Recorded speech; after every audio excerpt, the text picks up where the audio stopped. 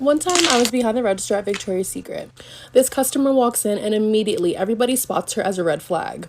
She's just picking up items, throwing them in her bag, not looking at sizes, not looking at colors. So everybody's like, everyone's on their walkie like, watch this customer. She's coming to the fitting room. She's headed to the cash wrap. Somebody get her. Check her ID. Get her. Get her. She has a bag full of stuff. And guess who gets her at the register?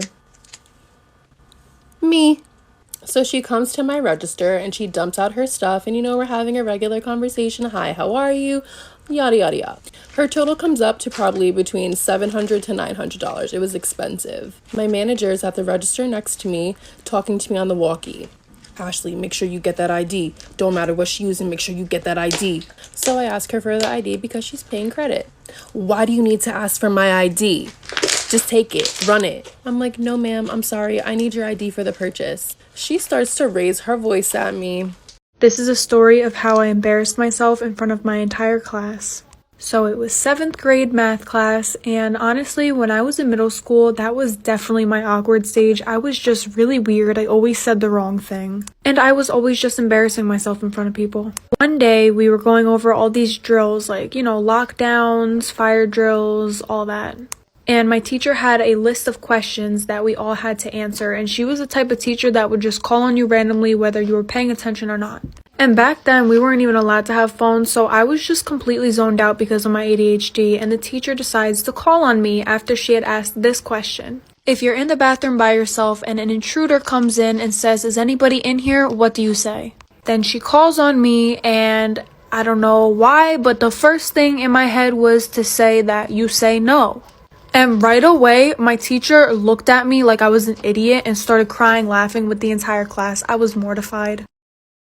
Story time about the time a nail salon took advantage of my blindness. Sister and I got our nails done. We used to go all the time, and while the lady was doing my nails, she asked me how I knew how much money I had. At the time, I used cash, never again after this, but I told her that I folded my bills a certain way. I told her that I folded my 20s different than my 10s, different than my 5s, different than my 1s. Anything of her asking that question, I think it's a good question, and I just thought she was curious. I got done with my nails, she walked me towards the front, and my sister was actually just finishing up with hers, so it was perfect. There's another man at the front, and he asked me how I knew how much money I had. I told him the same thing. Before I left to go to the nail salon, I made sure exactly how much money I had. My sister helped me count it, helped me make sure that I folded the right bills, just so I knew how much I had, how much I would spend. I gave her the money, positive that I gave her the right amount because it was just folded, it was folded perfectly, and I counted it out. She takes it, starts talking in a different language, and then tells me that I owe her $20 more. Or I didn't, and I told her the exact amount I gave her, and she's like, no, you didn't give me this amount, you gave me that amount. Like for part 2.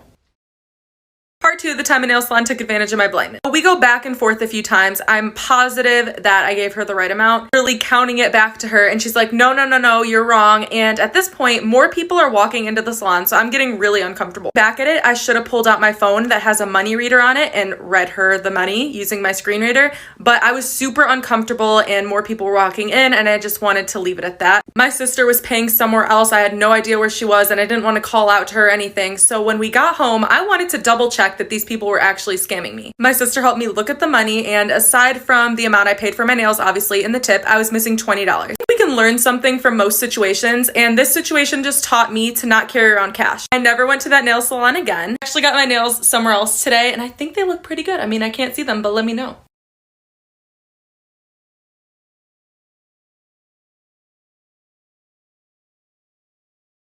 Story time. A girl named Akira Kendrick sent me this story, and the background of it is that her dad was very abusive to her mother, and her mother got custody of Akira, and her dad was not happy about that. Anyway, so Akira was with her aunt and her cousins at her grandmother's house, all on her mother's side, and her dad stops by to say hello. And Akira's outside playing with her cousin, and her dad comes up to her and grabs her arm and says, "Do you want to go to Walmart with me?" And at the time, she's only 7, so all she hears is toy aisle, so she says, "Yes, let's go." So they get in the car, they head to Walmart, she gets some really nice pom-poms, and then he says, "Okay, let's go back to your grandmother's house." So he starts driving and he gets on the highway, and Akira knows that her grandmother's house is right around the corner from Walmart, so he does not need to get on the highway. So she says, "Dad, where are we going?" And he gets really mad and says, "Shut up, sit down, it does not matter." So Akira's in the back seat, she's really scared, and she just shuts her mouth. So after being in the car for a while, they eventually arrived at this really old, abandoned, beat up house. And when they walk in, Akira sees about 25 people and she does not know any of them. Her dad brings her to a room, puts her in a little closet, throws her some toys and her pom-poms and says, "Play." Part 2 is coming right.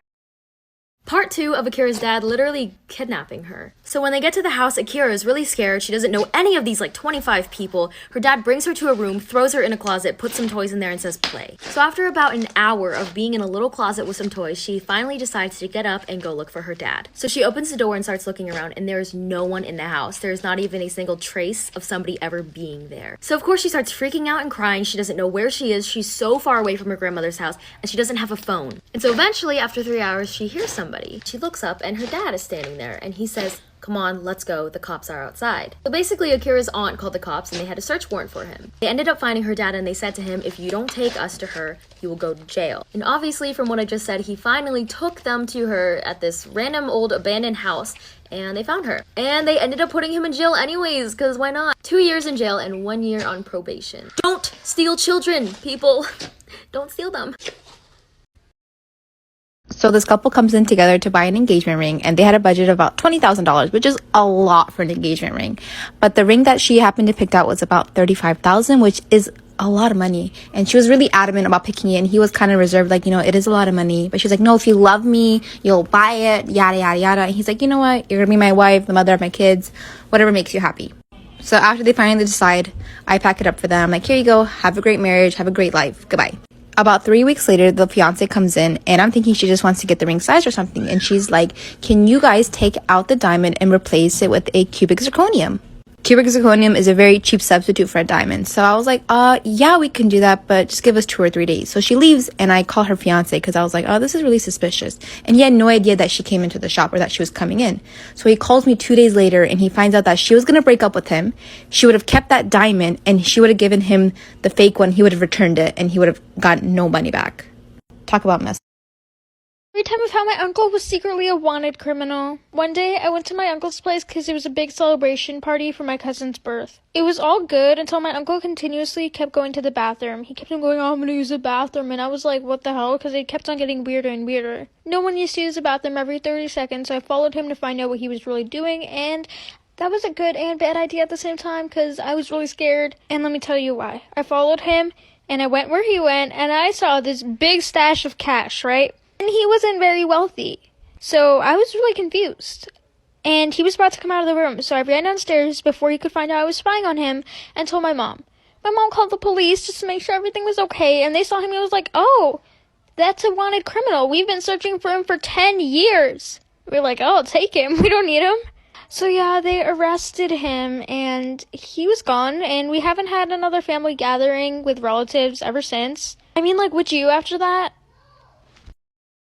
What would you do if someone said this to you? Once there was a girl in Korea who got in an elevator in the apartment building that she was living in when a stranger came in and told her something that was absolutely terrifying. This stranger came into the elevator with her and tried to make some small talk. He looked at the elevator buttons and said, oh, I see that you live on the 14th floor. I live on the 13th floor. She gave him a friendly response and even tried to flirt a little bit. She thought that he was attractive and wondered if they would get to know each other better. But things quickly took a horrifying turn. When the elevator arrived at the 13th floor, the man got off and said, see you soon. But as the doors closed, he pulled out a knife from his jacket and with a terrifying smile said, upstairs. Then he ran towards the stairs. By this time, it was too late. The elevator doors were already closed. She tried to push as many buttons as possible, but it was of no use. She was stuck inside the elevator, unable to do anything, as the elevator made its way up to the 14th floor.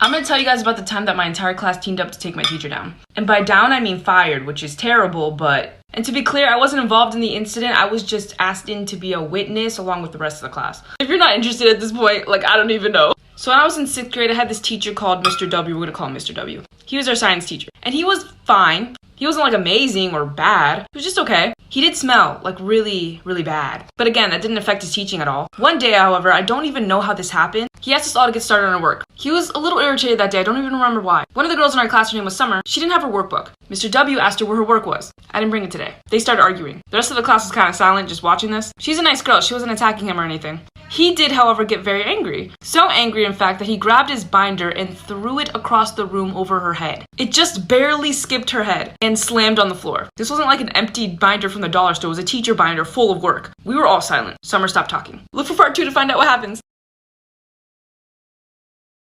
Story of the time Miley Cyrus went to my elementary school. So I was in first grade, and all the cool kids sat at the round table during lunch. And one of the cool kids was absent one day, so I ended up sitting there. I sat next to this girl named Riley.